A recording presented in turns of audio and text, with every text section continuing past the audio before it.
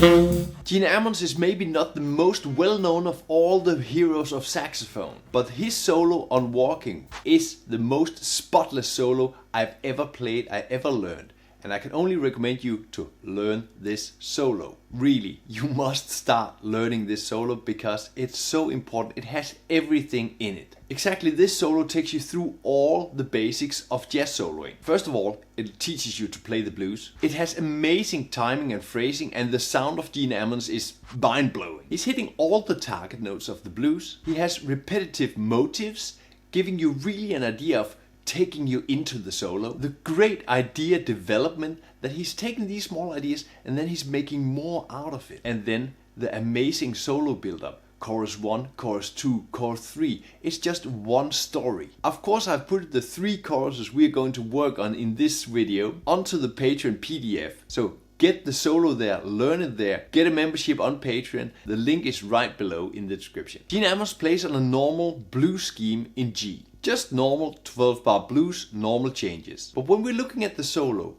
Gene Ammons plays a bit different. In the first line, Gene Ammons just plays the blues scale down, but he plays it with impeccable rhythm. If we look at the blues scale, it's many things, but one of them is it's a pentatonic scale with an extra note added between the 4th and the 5th degree. You could say this is a raised 4th degree or the lowered 5th degree. Some call it the blue note. Love Child has many names. So this first sentence in the solo is a powerful blues line, and it bounces off these 8 notes, this fast 16-note triplet rhythm. And this is how powerful Gene Ammons' solo is all the way through. What Gene Ammons does after this is just playing the changes, but he's only using the pentatonic scale. But what he does is hitting all the ones of the roots. So he's hitting that G in the 3rd bar, and he's hitting that C in the 5th bar, and so on. So what you can do when you play a solo on the blues, you can take the pentatonic scale, just think it really simple and play simple. Again, if you need this solo transcription, check it out on Patreon. It's all there in the PDF belonging to this lesson. The link to Patreon is just below in the description. Gene Ammons is using a simple trick all players must know, I think. He's just playing this pentatonic scale from one root to the next root. So in bar 2 to 3, he's playing down from the C into that G. From bar 4 to bar 5, he's playing from the G again up to the C. And that's how he does it, just playing up and down into the roots of the chords, and it sounds amazing. How he makes it really great is adding a bit of rhythm.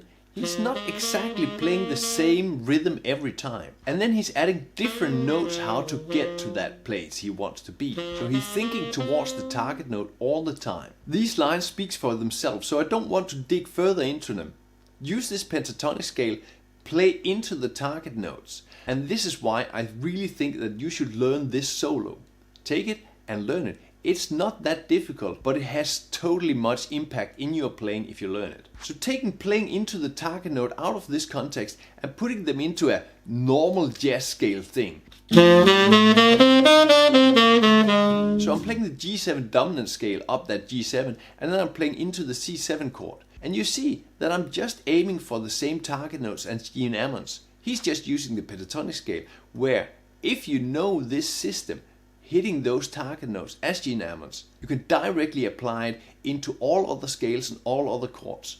This is why his solo is so important, learning the basics. I can keep mentioning things that are amazing with this solo, and I want to just mention this last thing, his repetitive idea. You see that he's starting all his lines on the 3rd beat of the bar. He's not doing this because lack of genius. He's using this to build up consistency. By repeating this idea, he tells the rhythm, hey, I'm in the groove, I'm here with you, I got this. Trust me, just follow.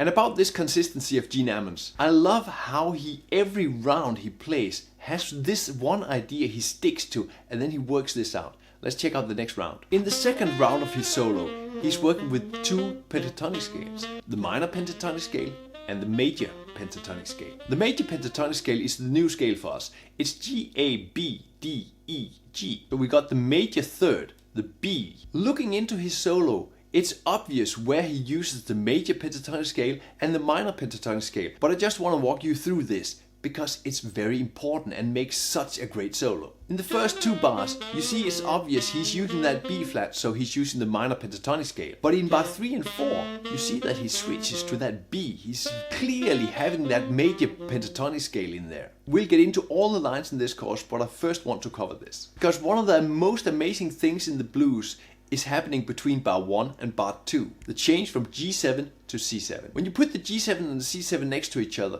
you have the G, B, D, F. And in the second bar you have the C7, the C, E, G, B flat. The biggest difference and the most impactful difference is the change from the B to the B flat, getting from major on the G7 to minor on the C7. The change is the B to the B flat. And exactly this is what Gene Ammons is playing in the whole second chorus of his solo. What I stated before, the first 2 bars of his solo, he's definitely playing minor. So he's using that B flat to get that minor sound. Then in bar 3 and 4, he directly hits that B, getting into a major sound, leading into the C7 in bar 5. You see in bar 5 and 6, he starts out not hitting either the B or the B flat, but in bar 6, he hits that B flat at the end, so minor. Bar 7 and 8 definitely plays major. He's going up that pentatonic scale, the major pentatonic scale, having both the B and the E and the A in there. What happens in bar 9 and 10 is that Gene Ammons changes his tactics. He's actually going more into the changes. He's playing more like a 2-5-1 lick, but still, over the D7, he hits that B flat to get that bluesy sound, the minor sound. So changing from A minor, kind of major, and then to the D7, playing kind of bluesy. On the G7, still minor sound. And then at the end of that G7 chord, he hits that B again. So changing between the minor and the major sound is the thing he's doing in the second chorus of his solo. The third chorus is the best motive build-up I have ever heard. It's that simple and it's just one idea. Let's look into it. It's a perfect example of repetitive motives. In the repetitive motive, he's using both the minor scale and the major scale. So he's playing E, G, B flat. That's his motive. So major on the E, B flat, that's minor. He pulls off this idea for 6 bars, and then he kind of plays the first idea he had in the beginning of his solo. He actually remembers that and adds that here. So if you have the first bar and this 6th, 7th bar in the third round of his solo, then it's kind of the same attitude or the same meaning he gets there.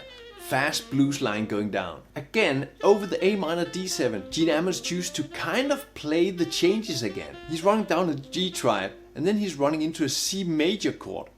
The G triad is an upper structure of the A minor. The C major chord is also the upper structure of the A minor 9 chord. So if you look at it, he's playing G major, C, and that's the dominant to the C.